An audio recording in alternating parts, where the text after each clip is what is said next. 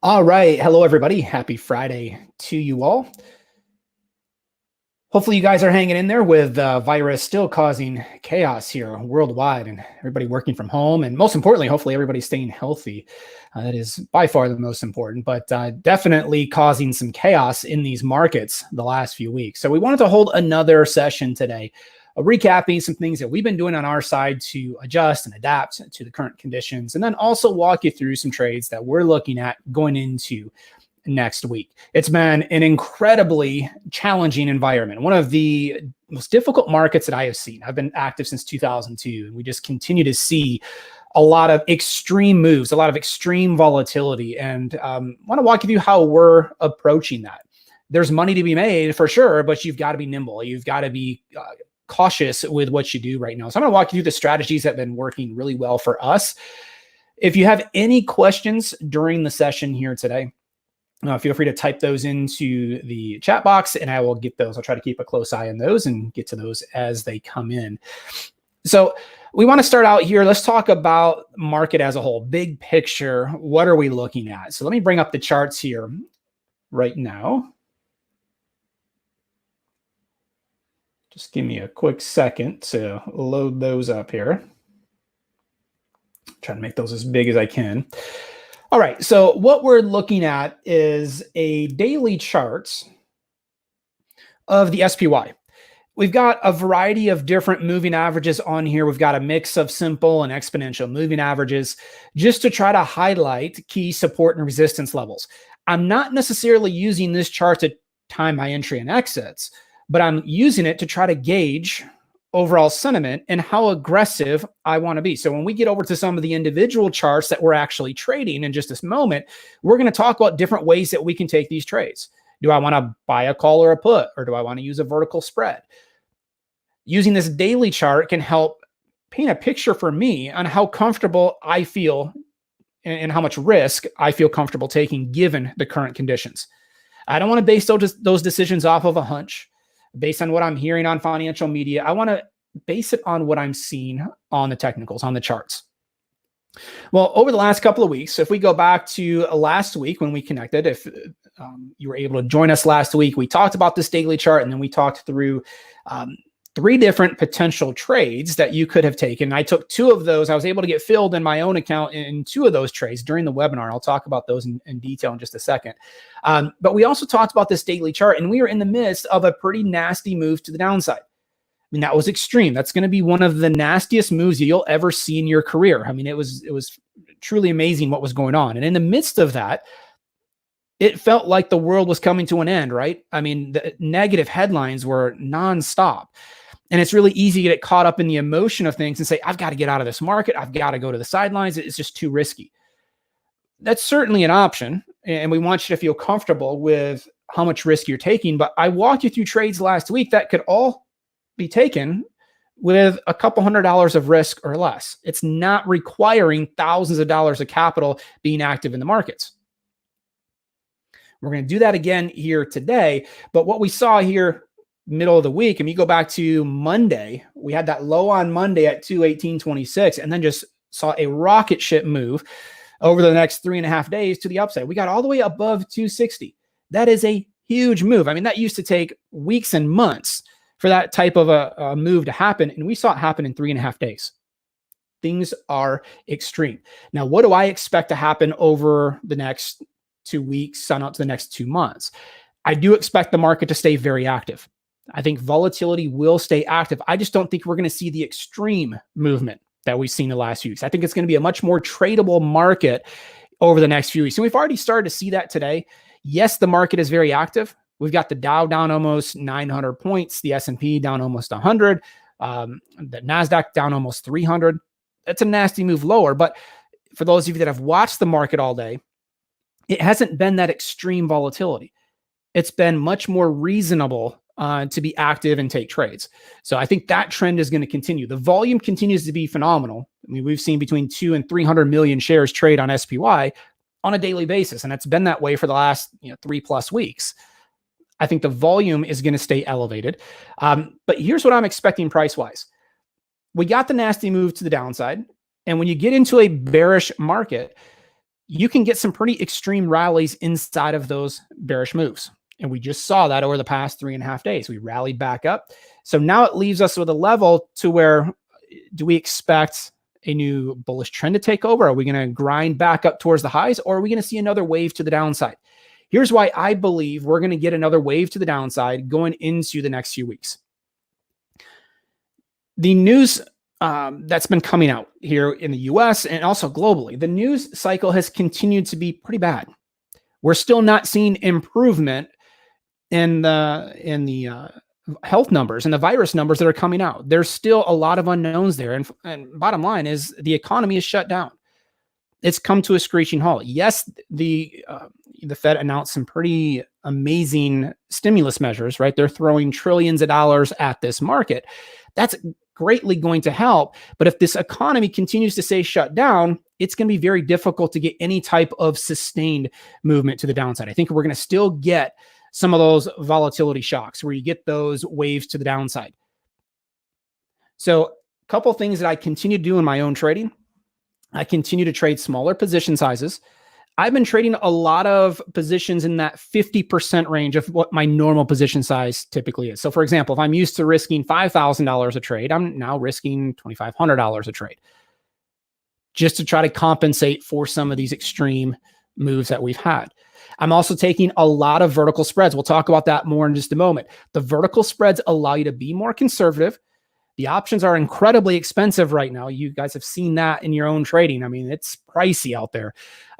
So the vertical spreads allow us to reduce the cost of the trade and give ourselves a higher probability of success.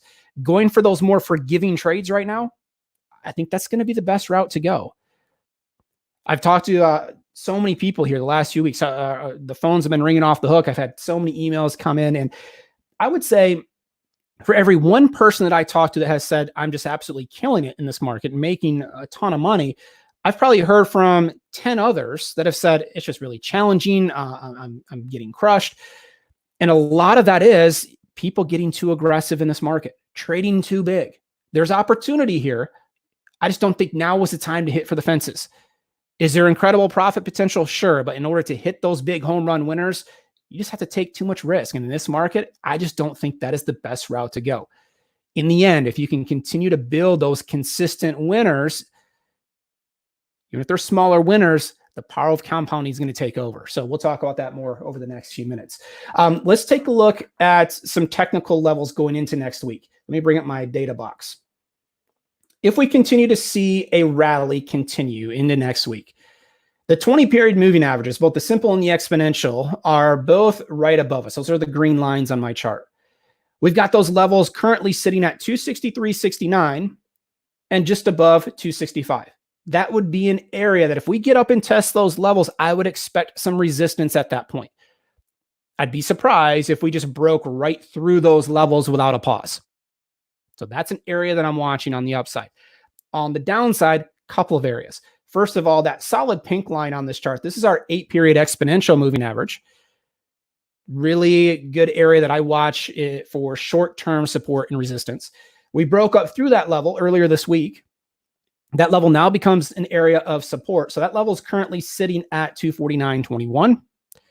Beyond that, if we break below that level going into next week, I would not be surprised at all if we make another run down and test that low at 218.26. So those are some technical levels that I'm watching going into next week. Now, the indicator that I've got at the bottom of the chart, that's just a simple average true range indicator, an ATR. And if we go back into end of last year and even into January and February, see how that ATR, I mean, you had that ATR down. I'm just trying to take a look here. It's at a broad range. I mean, you've got it down between 2 and 4 would be a typical ATR. Look how that's exploded now to almost 15. The average true range in this market is so extreme. To see a $15 average true range on a daily chart of SPY, you don't see that all too often. As long as the ATR stays elevated, as long as the ATR stays above 10, I'm going to continue taking a cautious approach. I'm going to continue to take smaller position sizes, continue to use more vertical spreads, Because the range is so big, you can get those big swings and things can change in a hurry. We had the market up, 1,300 points yesterday. It's now down 800. That's very difficult when those ranges are that wide. You get caught on the wrong side of one of those 1,000-point swings, it can get painful in a hurry. Once that ATR starts to go down below 10 and we start to see things settle back into normal, which I fully expect to happen, that's when I would be willing to get a little bit more aggressive, getting back to more of a typical approach where I'm taking my normal position size. I'm willing to take more long calls, long puts. But in this environment, I just think there's so many warning signals out there. There's so many cautionary signals out there. You have to respect those. Another one of those cautionary signals is the VIX. Let me switch the symbol from SPY to VIX. We talked about this last week. We are in a historic move in volatility. It got all the way up to almost 85. We got briefly above 85 there on the upside. Very unusual to see that happen. Now, come to find out, there was a Chicago-based prop firm heavily active in the VIX markets, and that firm blew up last week. Okay, they went under. So they had to liquidate a huge position, and a lot of that was the reason for that last wave to the upside to 85 on the VIX. Since then, it has contracted, but it hasn't come down as much as I would have expected. That's why the options on some of these individual stocks remain so expensive. The volatility in this market is still elevated. There's still a lot of uncertainty being priced into these options. Normally, when you get that type of a bounce in equities, like we saw this week, you would have seen volatility get crushed, and it really didn't. We're still pretty elevated on the VIX. So until that VIX starts to contract back down to a normal range, and historically, a normal range is anywhere between 12 and the low 20s. So we're still very elevated. Until we start to see that VIX contract, I'm going to continue to look at a fair number of credit spreads. I think that's going to make the best use of the volatility that we have in this market. So very, very active volatility market as well. Chuck stating, if this bill gets signed today, it should push past those levels. Well, here's the problem with that, Chuck, and I'm not saying you're wrong. The problem with that is if we go back over to that SPY chart, the market rallied from Monday into yesterday. We rallied from 218 to 260 on the hopes that that bill was going to be passed. There's been a heck of amount of hope built into this market already. I'm not saying we can't move higher, but the sell-off today, I mean, you can clearly see there's nervousness out there. And, with markets, they're always forward-looking, right? And a lot of times they price in moves ahead of time.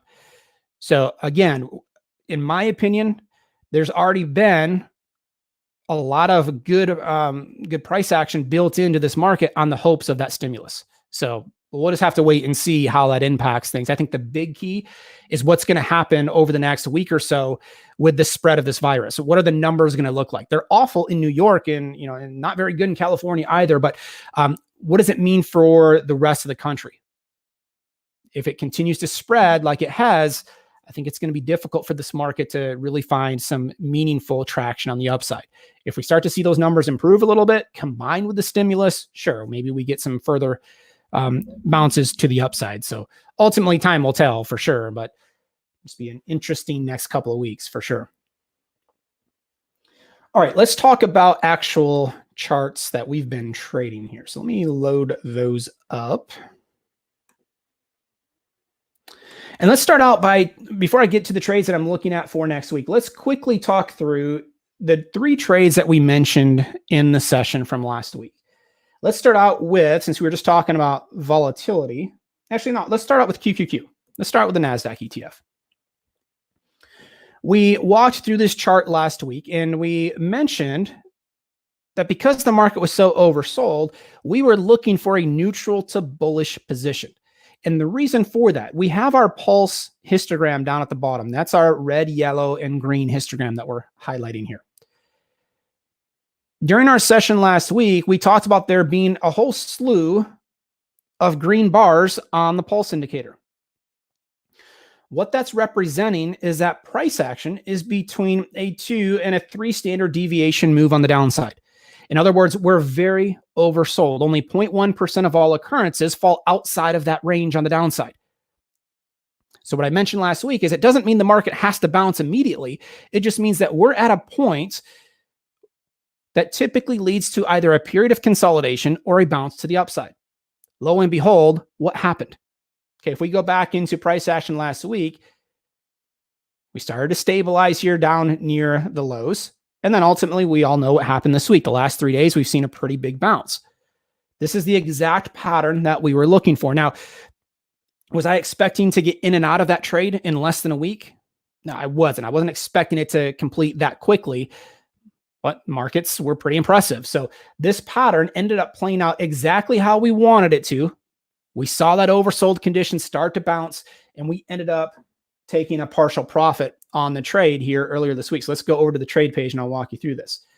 The trade that we walked through, for those of you that were able to join us for the webinar last week, on QQQ, the trade that we put on was using the April monthly options.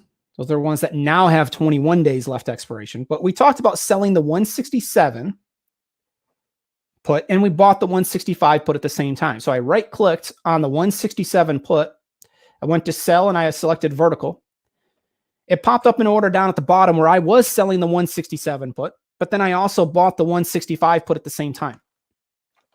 And we ended up getting filled on that trade last week for right around 60 cents or $60 per spread. It was tying up $140 of capital per spread to put the trade on. So very reasonable. Again, I'm not talking about putting on thousands of dollars of risk. It was a very reasonable trade. You could have put it on with one spread, or if you've got a bigger account size, you could have put it on with 10, 20, 30 spreads. These are very liquid products. You can use any position size that you want, and you're really not going to have an issue getting filled on the trade. Well, as of yesterday, because all the trades that we talked about, these were trades that we were also taking with our students as part of our options program. So we sent out these trades to our students, and we closed out a couple of these here yesterday because that bounce was so extreme. That was a huge move higher over the past 3.5 days. What we mentioned, as the market was making highs yesterday afternoon, I was sending out closing alerts to our students saying, okay, we're going to take advantage of this rally. It's overdone on the upside already. It's been extreme. Let's go ahead and take the profits. In this market where things can change in a hurry, let's take the profits while we have them. Let's book the profit, free up the capital for our next round of new trades. So this trade, actually, the spread actually got down to around 30 cents yesterday on the highs. So we took it off for 30 cents. It gave us a $30 profit per spread. It gave us a 50%, it gave us 50% of our max profit potential on the trade. So when you start to talk about seeing between a 20 and a 30% return on your capital in a couple of days on some of these trades, that's attractive to me. I'm going to jump all over that. I had some feedback from customers yesterday saying, why are we closing the trade out? We still have 30 cents of profit potential. If the market continues to move higher, why not hold the expiration and see if we can keep the entire profit? Here's the problem with that thinking. In this market where volatility is so extreme and we're seeing 1,000-point moves back and forth, when you have a profit where you've got a quick 50% of max profit within 3 days, let's go ahead and book that profit. Let's go ahead and take that profit before we get a market reversal. Now, I had no idea the market was going to be down so much today. None of us did. But taking advantage of that move to the upside, booking that profit, I'm tempering my expectations here. I'm not going for the home run trades. I mentioned that a few moments ago. I'm going for the smaller winners here, trying to take what the market's given us. If we hold longer, the problem with that is the way that options work. The closer we get to expiration, the more those options react to changes in stock price. It's known as the gamma risk. So what can happen here is we can go from a really nice profit. We've got 50% of our max profit here. We could have that thing go from a profit to a loss almost immediately if the stock moves back to the downside, if we get another reversal lower. So that's a big issue. That's a big reason why a lot of options traders struggle with credit spreads is they hold on to these trades too long, trying to hold the expiration and keep that full profit. And what you have to ask yourself is, I just booked 50% of my max profit in less than a week. Is it worth trying to hold for the next 21 days for the second 50%? And in my mind, I would rather book the profit, given that the market is so active right now, let's take the 50% of max profit and free up the capital for the next new trade. Free up that capital for another trade that potentially is better suited for the market that has moved to the upside so much.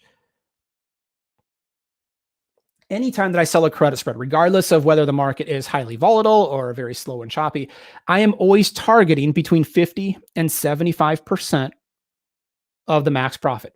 And that's 50 to 75% of whatever we collected to put this spread on. In this case, we collected 60 cents. So my target zone was between 15 and 30 cents, and we closed it out yesterday for 30 cents. Right? The next one was on JP Morgan.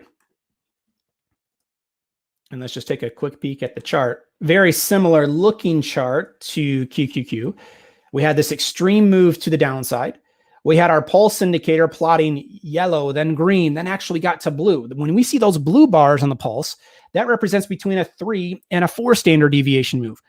Highly unusual to see blue bars. I'm going to say you might see blue bars on a chart like JPM. You might see it once a year, maybe once every 18 months. It's very unusual to see that. So when I see those types of conditions, it indicates to me that we're at or near an extreme. Doesn't mean the market has to bounce, doesn't mean the bottom is in. It just means that we're at a point that typically leads to either a period of consolidation or a bounce higher. That's exactly what happened here. We did see that bounce along with the rest of the market. We saw that really nice 3.5 day bounce to the upside. And that allowed us to take the credit spread off. So the one that we put on in the webinar last week is we came in and we sold again, using the April monthly options, we sold the 80-75 put spread. So I right clicked on the 80 put. I went to sell and I went to vertical. We wanted to sell the 80 put, and then we talked through about buying the 75 put to make it a risk-defined trade. We collected around $1.50 on the trade, $150 per spread. We closed it out here for 58 cents yesterday. So we took the nice profit. Okay, booked the profit while we had everything I just mentioned on QQQ. Why did we close out of the trade early? Because I am trying to take advantage of that profit while we have it. If we're in that 50 to 75% profit window, which is what we target on every credit spread, we can close out at any point in time. And as the market was making new highs yesterday, we were taking action on some of these trades, taking those off. So we sent out the alerts to our members. Hey, close out of the trade, book the profit, free up that capital for the next round of new setups, which we'll talk about in just a moment. So that was JP Morgan. If you still have the trade on, you've still got a profit at this point.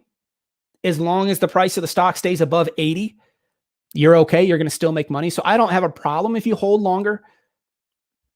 You're still in a nice position as long as this market stays in this sideways range, or maybe continues to move to the upside. That's fine. The only move that hurts this position, if you still have it on, is a big move to the downside. All right, the last one that we talked about last week was VXX. This is the volatility ETF. And this one I actually still have on. This is a trade that I still have on personally. So again, it's with the April 17 options, the monthly options that now have 21 days left to expiration. And we came in and we sold the 58.60 call spread. So I right-clicked on the 58 call, went to sell and went to vertical. Selling the 58 call, and then we talked about buying the 60 call at the same time to make sure it's a risk-defined trade. And we collected 60 cents or $60 per spread on that position last week. It's now trading for 50 cents mid-price. So we've got about a $10 profit on the spread. Because we got filled at 60 cents, my target zone is ideally I want to close it out when I can buy it back for between 15 and 30 cents. That would give me 50 to 75% of my max profit. So I still have the trade on. We haven't hit that 50% profit goal yet. So I'm still waiting for it to get inside of that range. I'm going to continue to hold here. We've got 21 days left to expiration. As long as VXX, if it stays below 58, which is our short strike, we're okay. We've got about an $8, $7.50 cushion here on the upside that we're still okay. If VXX just sits right here, or if it moves to the downside at all, we can make money. And if that happens, if we stay inside of this range, or if we see equities continue to move higher and volatility continues to sell off, if that happens, we'll make money faster on this position. So it's still a lot to like, but we just haven't gotten close to our profit target as of yet. So we had, out of the trades that we talked about last week, we had 2 partial winners, 2 winners that fell in that 50 to 75% of max profit range. And then we've got 1 trade that's still on in a small profit at this point. Angie, you're interested in the option program. Can I attach a link? Yeah. So Angie, let me go ahead and respond, and let me go ahead and put my email address in.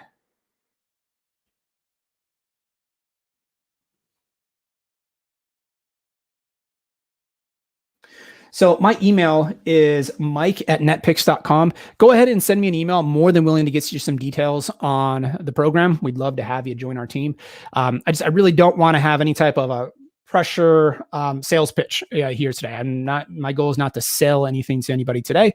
I just want to provide content and give you some trades to look at for next week. So send me an email. I'd love to connect, and we can provide some additional details to you. All right, so let's Glenn asking, Mike, when would I get out of the VXX spread?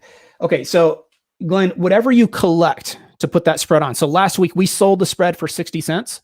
My target zone is always 50 to 75% of whatever I collected. So when I can buy that spread back and keep 50 to 75%, that's exactly what I'm going to do. So my target zone is when I can buy the spread back for between 15 and 30 cents.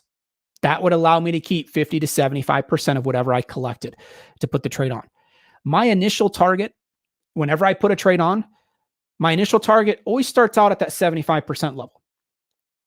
I would still love to buy this thing back for 15 cents. That would give me 75%. However, I track it. I come in and I check my trades, at least a couple times a day. And like we did on the other trades yesterday on QQQ and JPM, if my outlook changes, if my view of the market changes, in this case, we got the bounce that we were looking for. The reason why I didn't quite hit the full 75% target on the other 2 trades is we didn't get volatility to contract enough. Well, on VXX, if my outlook changes over the next couple of days and I decide, okay, I can't hit the 75% number, but I can hit the 50% number.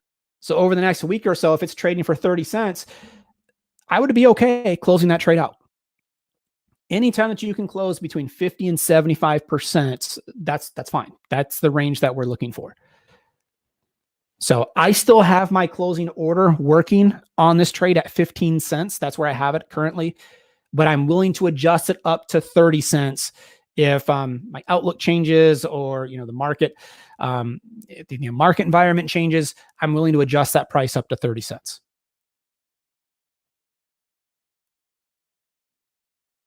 And then Glenn asking again, okay, but when do you get out of it if it goes against you? Okay, so we talked about this last week too. With a credit spread, I personally don't have a black and white rule in place for myself. Anytime that I'm buying an option or buying a spread, absolutely, I want to have defined stops in place. But when I use a credit spread, you've got to give them room to breathe. And if you manage them too closely, a lot of times you'll get wiggled out of trades too early.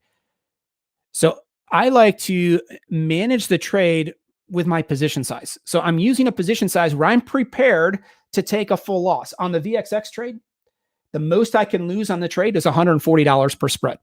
So I make sure that I use position size where I'm prepared to take that loss if it goes against me.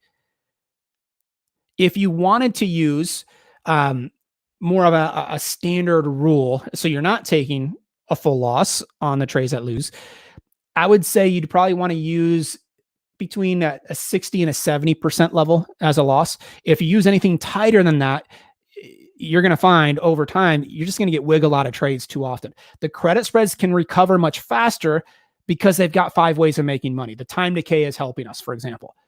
So I don't want to manage them too tightly, because if you do that, the numbers, it's difficult to get the numbers in your favor over time.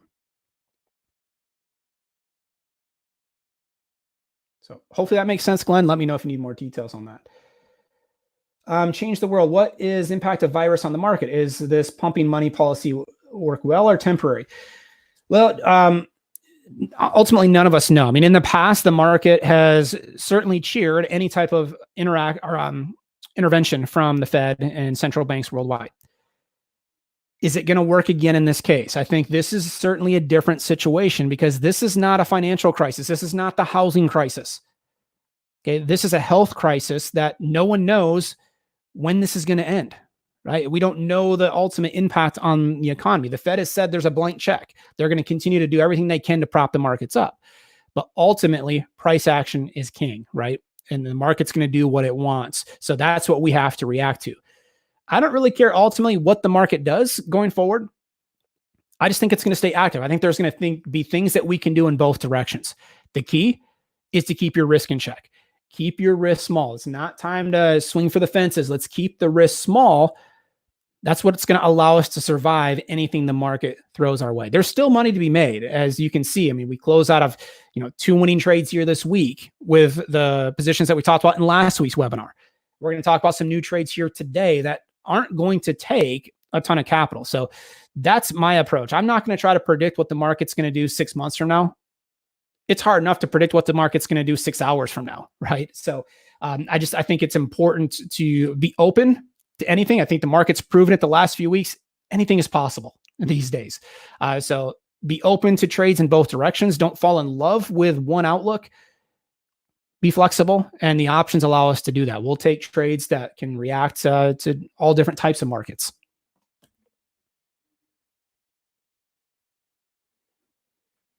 All right, so let's go back over to the charts and let's talk about a couple of trades that I am looking at here for next week. Let's start out with a chart of work. And this is Slack. Anybody that has used Slack, probably familiar with this stock. It's been on a tear. And stocks like Zoom and Slack, these companies that provide tools that help people work remotely, with so many people working from home, right? I mean, these tools are essential. And these stocks like Slack like Work and like Zoom, these are stocks that really have weathered the storm well, and they've actually done great on the upside. Well, looking at Work, you can see on our Pulse Instagram that we've had the last 7 bars plot yellow. What that means is that price action has hit between a 1 and a 2 standard deviation move on the upside. In other words, we're at an overbought level. Doesn't mean the stock can't move higher, but like we talked about on the other products last week, it just means it's not statistically probable that it's going to continue at this pace on the outside. Oftentimes, when you see that type of a pattern where you get overbought, it'll lead to a period of consolidation or even a pullback. Look what happened on Work the last time we got overbought. This was back in February. We reached that overbought condition. We had yellow bars in the pulse indicator, and see how we settled into a sideways chop? That's a very typical pattern.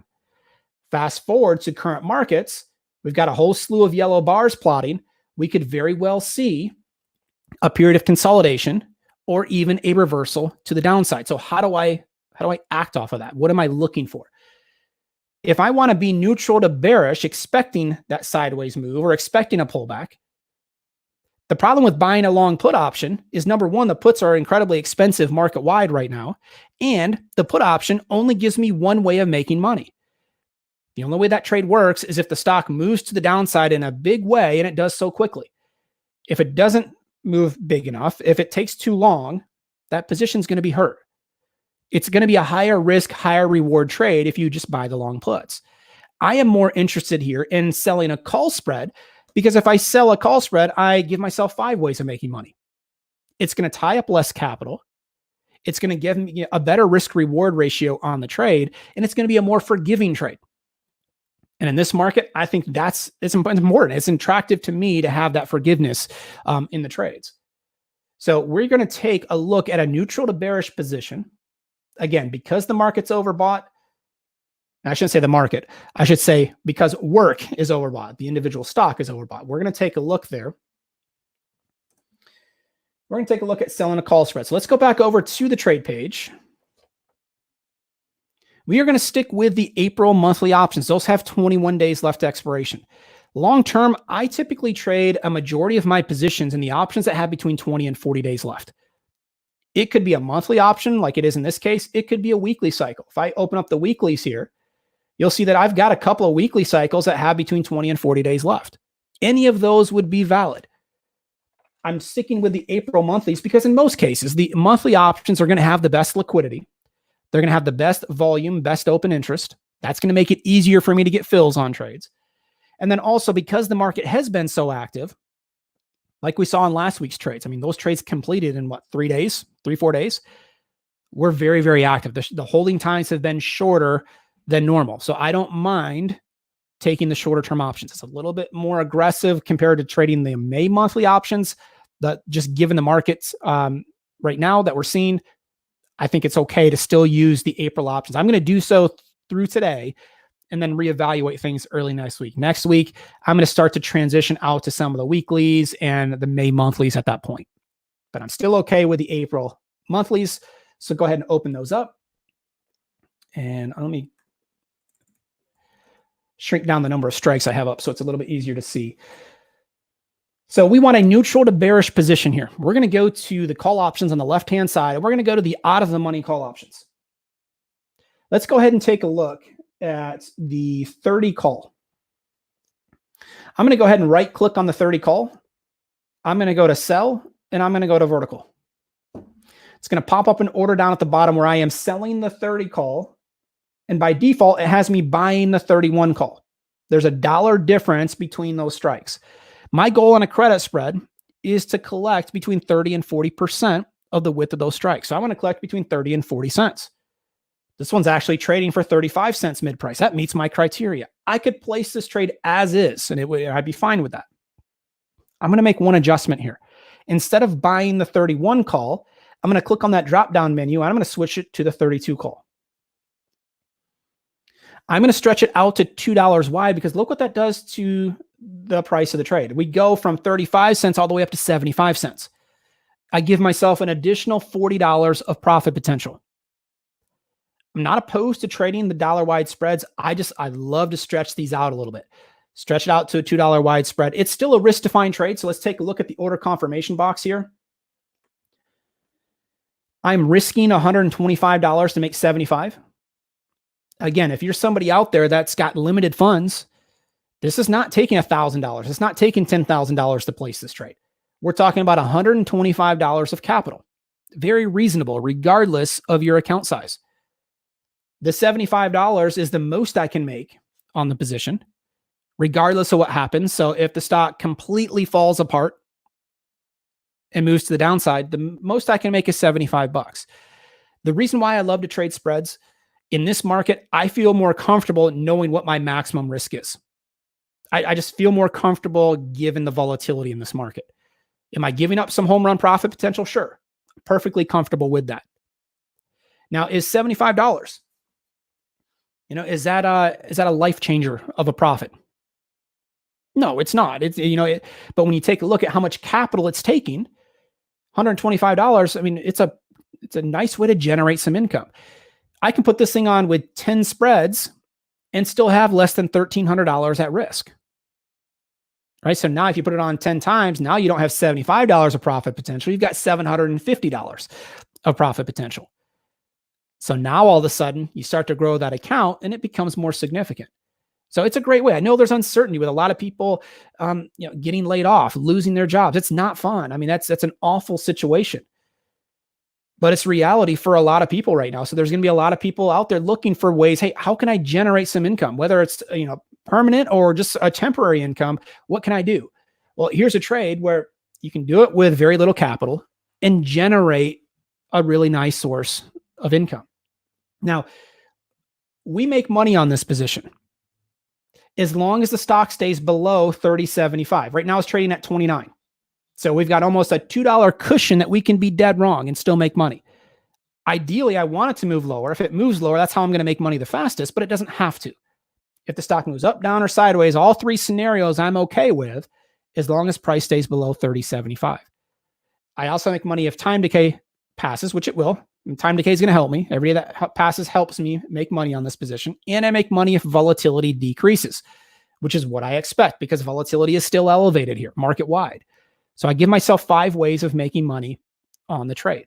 So let's go ahead and see if we can get filled on this. Let me go ahead and change the quantity. Let's just start out with 5. See if I can get filled on 5 spreads first. So I'm going to keep my price at 75 cents. I'm going to go ahead and click on confirm and send. And there we go. Got filled pretty quickly. Pretty liquid product here.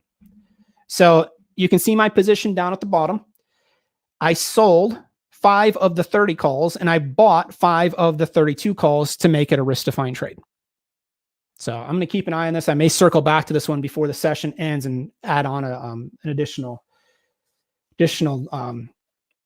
position, maybe add in another 5 or 10 spreads. So we'll keep a close eye on that one.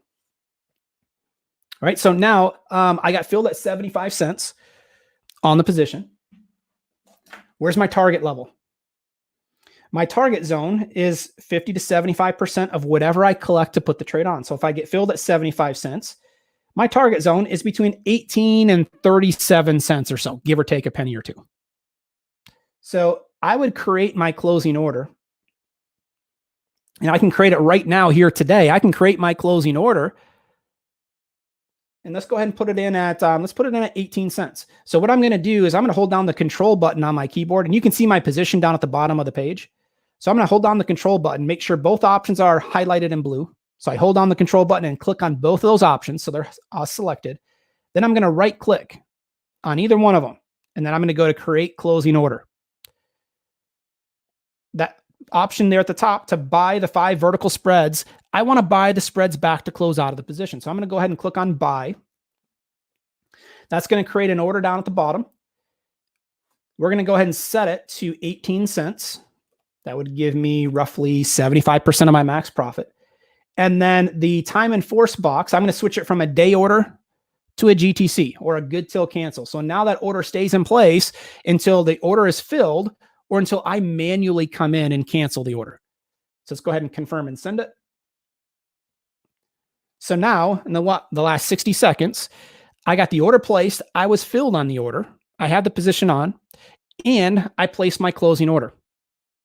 I don't need to sit there and watch this thing all afternoon. I don't need to check it over the weekend. I don't need to check it all day on Monday. I can come in periodically, maybe once or twice a day and check it just briefly, but it's not something I need to stare at. I'm going to let the trade work. Let it do its thing so I don't get emotionally attached to every move back and forth. That's a mistake if we take that approach. Glenn asking on work, do I use the delta to decide the strike? If so, what value? So kind of. I actually don't use the delta. I use the probability out of the money column. See on my trade page, one of the columns right next to the bid and ask prices, it's this one right here. I know it might be a little bit small, but that's the probability out of the money column. And my goal, I always start by looking to sell the option, the out of the money option that has roughly a 65% chance of closing out of the money. Well, that would have had me looking at the 31 call. The reason I went to the 30 call is more than that probability out of the money column. I have to make sure that I collect between 30 and 40% of the width of the strikes. That's a big missing piece. Why do I select that range? Because that's what's going to allow me to risk 2 on up to 3 to make 1. I'm okay risking 2 to make 1. I can make that number work. If we go too far out of the money, the problem there is I might get into a situation where I'm risking 5 or 6 to make 1. You can't get the numbers to work long term. You have to have a very high winning percentage to make that work. So there's got to be a balance there.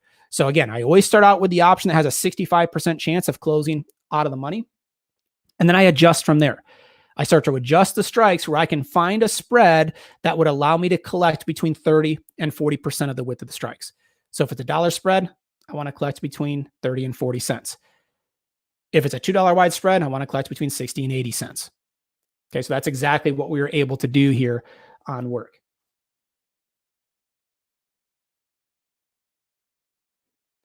So hopefully that helps there, Glenn. Jason asking, can you place a stop as well as a closing order? Yes, you certainly can. Here's what I'm going to recommend on a stop. Be cautious with the stops and actually placing those orders. I would, if you're going to use a stop level, like I said earlier, I would recommend using that 60 to 70% stop, but I would use a mental stop. I wouldn't actually place that order unless you absolutely have to. If you know you're not going to have any access to markets, you're not going to have any access to the charts, that's one thing. I don't have a problem placing those orders ahead of time. But if possible, I would use a mental stop. and check it, right? So we're going to check it a couple times a day. And the reason I don't like to have my orders working is I don't want the market makers to chase my stops, right? I don't want them to see my stops, come take my position out, and then reverse right back into the direction that I wanted to go to begin with. So that's my issue with stops. And with technology these days and having access to a mobile platform, even if you're at work, even if you're out of the office, I know it's difficult to do right now since everybody's stuck at home. But anywhere you have an internet connection, you can pop up the mobile app on your phone and see, okay, are we getting close to a level that I need to take action at? That's the approach that I take on stops. And the spreads are they're very forgiving. If it was a long call or long put, that's a little different story. I mean, those take a little bit more attention on a daily basis. But with a spread, they aren't that time sensitive.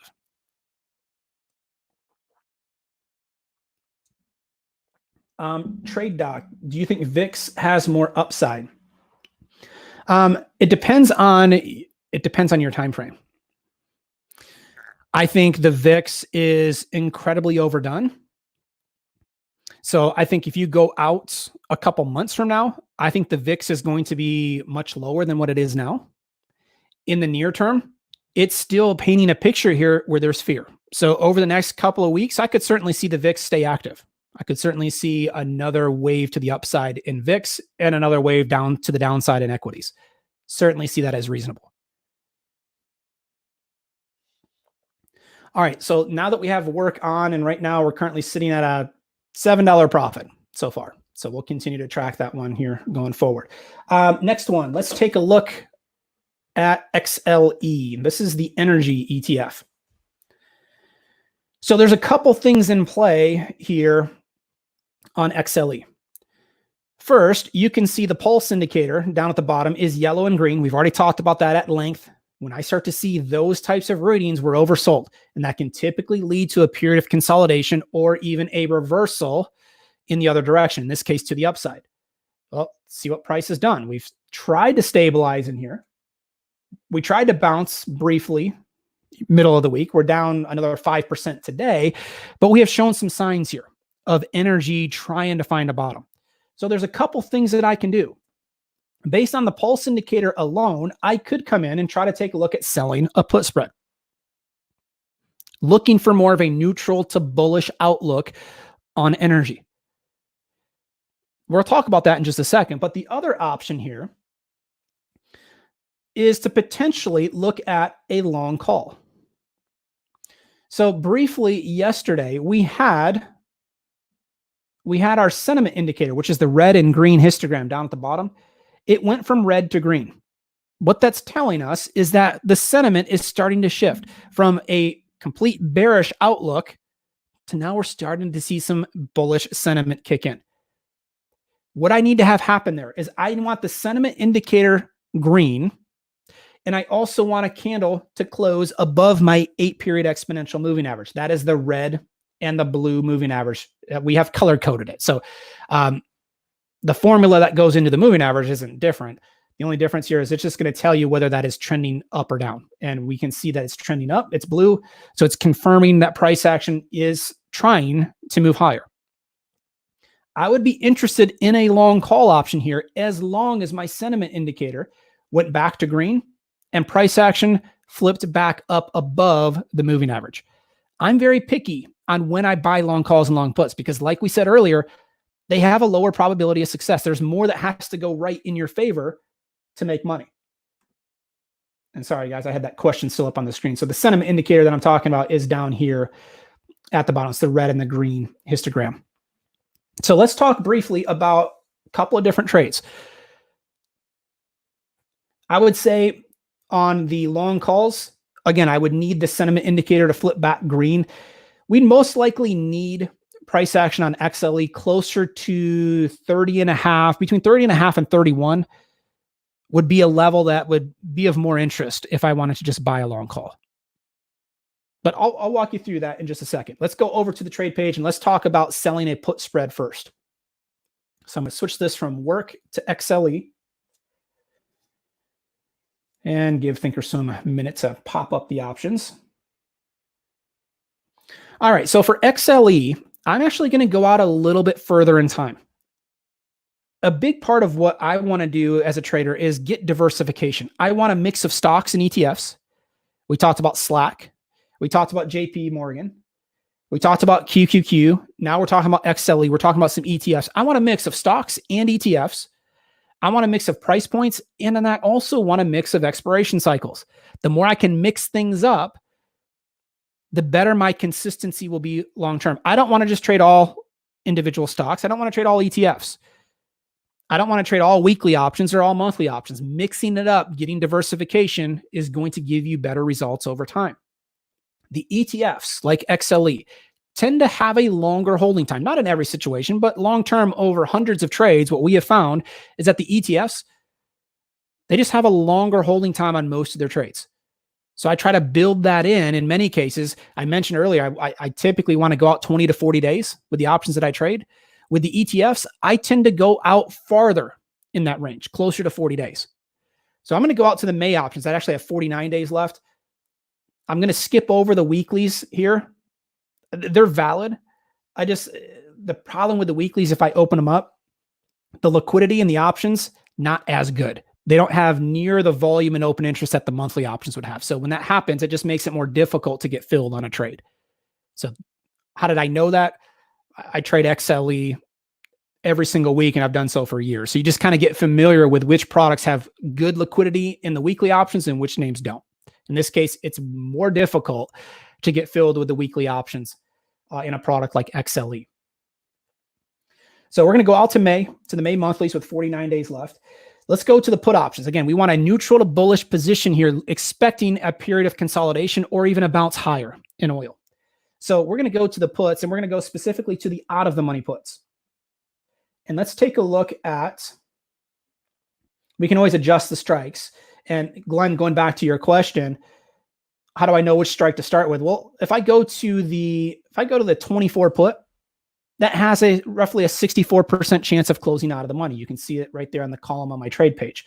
So if I start there, if I right click on that and go to sell, select vertical, it's going to pop up an order down at the bottom where I am selling the 24 put and buying the 23 put. There's $1 difference between those strikes, right? So I need to make sure that I'm collecting between 30 and 40% of the width of the strikes. I can only collect 25 cents here. Doesn't meet my criteria. Now, all of a sudden, if I do this for 25 cents, I'm risking 3 to make 1. It's very borderline. I want to be closer to risk 2 to make 1. So in order to collect more money, I've got to adjust the strikes. So I'm going to start to adjust them. And in order to collect more money, I've got to move these options, the strike prices, closer to the current stock price. So I'm going to change the 24. Let's go up to the 26. And then I'm going to change the 23 put to 24. Let's move it to a $2 wide spread. So there's a $2 difference between the strikes. So I want to try to collect here between 60 and 80 cents would be ideal. That would still give me that 30 to 40% range that I'm looking for. It's trading for 58 cents mid price here. It's pretty darn close. It's within a few pennies, right? What I can do is let's just bump the price up to 60 cents. It doesn't guarantee that I'm going to get filled at 60 cents, right? I may have to wait here, see what the market does this afternoon, see if it gets up to 60 cents. But for our example, let's place it at 60 cents. If I hit confirm and send, I would be risking $140 to make 60. Okay, so I'm risking between 2 and 3 to make 1, right in the range that I want to be in. My break-even point would be at 25.40. The current price of XLE is at 28.80. It would give me $3 of cushion, over $3 of cushion on the downside. This is a neutral to bullish position. But if I am dead wrong, I still have over $3 of cushion here. I got over a 10% cushion that XLE can continue to move to the downside, and I would still make money. So I would make money if the stock moves up, down, or sideways. As long as it stays above 25.40, I'm okay. I make money as time decay adds up, and I make money if volatility decreases. So now I give myself 5 different routes to go to make money on the trade. Again, not a trade that's tying up a ton of capital, right? We're talking about less than a couple $100. So let's go ahead and let me change the quantity. We'll just try to stay consistent with 5 here to start. And I'm going to go ahead and place my order at 60 cents. So I just placed the order. The problem with that is it's trading around 57 or 58 cents here. Okay, so the problem is I'm not going to get filled at 60 cents unless XLE continues to move to the downside, which I'm fine. In a lot of cases, I would rather get my order working at 60 cents and let the market come to me. If we continue to sell off this afternoon, probably a good chance that I'm going to get filled. Would I ever adjust the price? I am okay making an adjustment on that order. So if I right click on the order down at the bottom and go to cancel replace, would I be okay adjusting the order from 60 cents to 58 cents? I wouldn't be opposed to it. I wouldn't do it right away. I'd revisit this one this afternoon because there's probably a good chance that you can get filled at 60 cents between now and the close. You just have to be willing to stay patient. And if your schedule doesn't allow it, that's one thing. But if you're going to be in the office, or if you're going to be able to check the markets before the close, I would rather, have you hold off and keep that order working at 60 cents. Okay, so let's go ahead, and I want to try to get filled on this trade just so we can try to get a couple of trades on here. So let me switch the price to 58 cents. And I'll keep it working at 58 cents. Again, it's not something I normally want to do, but I'm going to do it here just trying to get filled. I want to try to get filled on another trade here while we're in the webinar. So we'll give it a second to work. We'll come back to it. Let's say we get that long call option to set up. We get price action up around 30.5, like we talked about a few moments ago. And let's say we wanted to come in and buy a long call. With a long call option, I typically want to buy an option that's 1 to 2 strikes in the money. Or to try to find the delta. Glenn, you asked, do we use delta earlier? If we can find a delta between 0.6 and 0.65. So once price action gets up to 30.5, between 30.5 and 31, it needs another couple dollar swing to the upside for that to happen. If we get up to, let's just call it 31, I'd want to get a couple strikes in the money. So at that point in time, the 31 calls would be the at the money calls. If I try to get a couple strikes in the money, it would have me looking potentially at the 30 calls. The 30 calls right now are not in the money. Fully realize that. But what I'm talking about is if the stock gets up towards the entry point that we were looking at on the chart, around 30.5 to 31, I would take a look at potentially buying either the 29 or the 30 call. You're talking about between $275 and $350 a contract. So when you compare it side by side, that vertical spread, you're talking about $140 of capital required.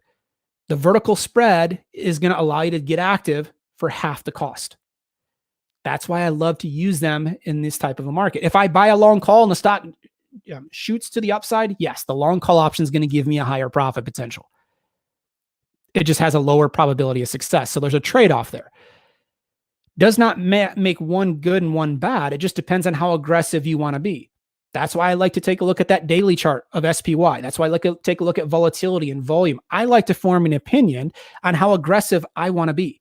And right now, I've been trading a lot of vertical spreads because I want to be more conservative given how active and wild this market has been. That matches up with my outlook.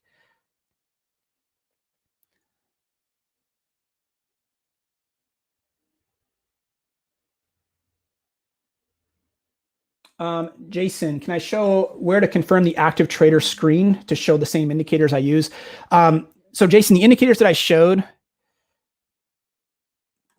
you can use some of them. The moving averages are fine, but the histograms down at the bottom, those are custom indicators that we have programmed on our side. They actually are not available at this point, but we do plan on releasing them and making them available over the next month or so. And we'll certainly keep you guys posted on when those are available. So you'd be able to download them at that point and put them right into your platform. We're having some additional programming built into them to make them easier to use. So as soon as those are ready to go, we'll definitely let you guys know. But in Thinkorswim, you can either use the active trader tab or the charts tab up at the top and put the charts. Put the indicators on the charts. All right, let me zoom back over to XLE and let's see where we're working at here. So I'm going to cancel and replace the order. It's still working at 58 cents. I really don't want to, in most cases, guys, I'm not going to keep adjusting the order, but I really want to try to get filled on a second trade while we're in here. So I'm going to adjust the price down one more time. Let's go to 57 cents and see if we can get filled. There we go. Got filled at 57 cents. So now you can see the position down at the bottom. It's a little bit light. I mean, again, I'm just doing that just to try to get a trade on here so you guys can see the process. Normally, I'm keeping that order at 60 cents and trying to be disciplined to that rule set and saying, hey, either fill me at 60 cents or not at all. It doesn't seem like a big deal. 3 cents, is that really a big deal? Well, I just placed this trade with 5 spreads. Okay, so every penny that I give up is $5. So I just gave up $15 on the trade to try to get filled. You start to do that too often, and you're just giving up too much on the trades long term. I just don't want to do that when I know if I let this trade work, in most cases over the next couple of hours, I probably would have gotten filled at 60 cents. But I just wanted to get filled for the sake of our example here in the room. I can create my closing order immediately as well. So down at the bottom of the trade page, you can see my position. I am short 5.26 puts, and I am long 5.24 puts. To create a closing order here, I can hold down the control button on my keyboard and click on both of those options. So they're both highlighted in blue. I'm then going to right click on one of them, and there's going to be a drop-down menu. And I'm going to select create closing order. And I'm going to create this order to buy 5 vertical spreads back. I got filled at 57 cents. So again, my target zone is between 50 and 75% of my max profit. So I collected 57 cents. My target zone is between 14 and 28 cents or so. So I'm going to start this closing order. I'm going to change it to 14 cents. That would give me 75% of my max profit. And I'm going to change it to a GTC order. Click on confirm and send. And now I got my closing order working. So now we put on 2 trades here. Today we put trades on XLE and work.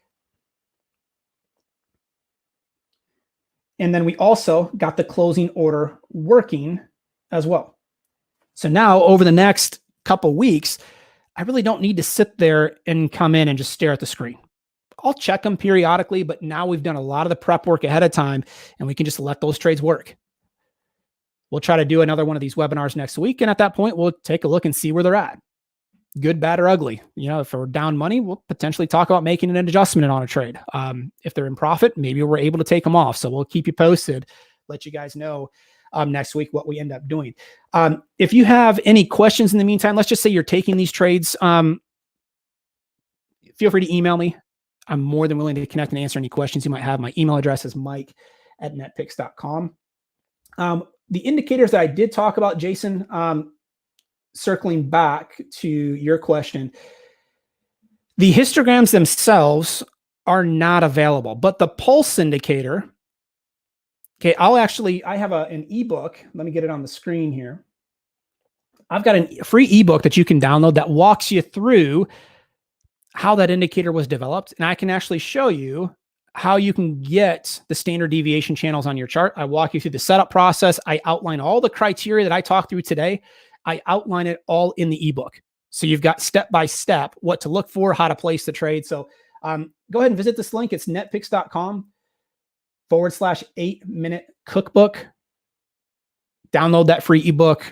You can go ahead and set things up. You're not going to have the actual histograms, but you would have the standard deviation channels, which can work just as well. It's just not as clean of a setup on your charts. So feel free to go ahead and download that ebook. That's all I'm going to do as far as products go. Again, I'm not going to try to sell anything today. I don't want, you guys are already hit up enough with people trying to sell your products. So I'm just trying to help you guys out, get active in this market. I know it's challenged with the volatility so high, but as you can see today, it doesn't take a ton of capital to get active in these markets and potentially give yourself some profit potential over the next few weeks. So just trying to check to see if I've missed any comments.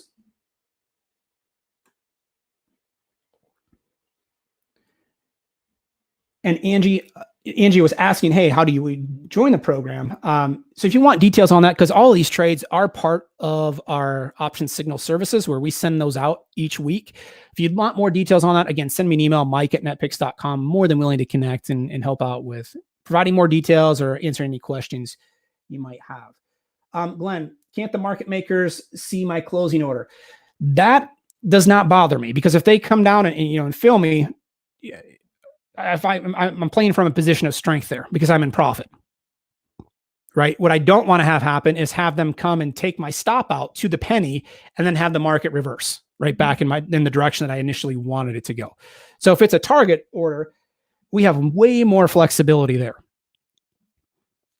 Right. Because we're playing from a position of profit, not losing money where we're trying to limit the damage. So yeah, I don't mind getting closing orders working for targets. And again, if you don't have time to watch markets throughout the week, I don't have a problem if you have to set those orders for stops. It's not going to be a deal breaker long term. Just know you can have some bad luck at times where you just get stopped out of a trade and then the moves right back in your favor had you held. So just know that up front. If possible, with the beauty of technology, it's so much easier to track positions through a mobile app. A couple weeks ago, I was with my family at Disney.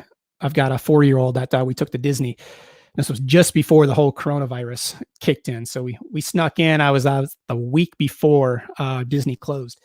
But I'm sitting there walking through Disney and checking my trades, pulling out my mobile app while you're waiting in line, checking positions, taking positions off. You can do it very, very quickly.